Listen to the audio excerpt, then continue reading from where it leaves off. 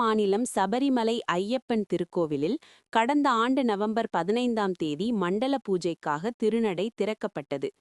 தொடர்ந்து கடந்த மாதம் 27ஆம் தேதி மண்டல பூஜையுடன் திருநடை அடைக்கப்பட்டு மீண்டும் டிசம்பர் 30ஆம் தேதி மகர விளக்கு பூஜைக்காக திருநடை திறக்கப்பட்டது. இந்நிலையில் பந்தளம் அரண்மனையிலிருந்து கொண்டுவரப்பட்ட திருவாபரணங்கள் அணிவித்து கடந்த 14ஆம் தேதி மகர ஜோதி தரிசனத்துடன் மகர விளக்கு பூஜை நடைபெற்றது. இதையடுத்து ஆலய திருநடை இன்று காலை அடைக்கப்பட்டது. முன்னதாக பந்தளம் அரண்மனையிலிருந்து கொண்டுவரப்பட்டு ஐயப்பனுக்கு அணிவிக்கப்பட்ட திருவாபரணங்கள் 18ஆம் படி வழியாக திரும்ப.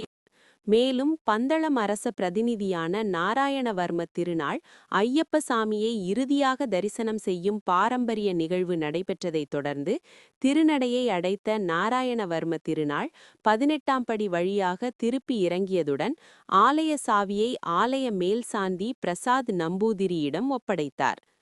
மண்டல மகர விளக்கு காலகட்டத்தில் இதுவரை 52 லட்சம் பக்தர்கள் சாமி தரிசனம் செய்துள்ளனர்.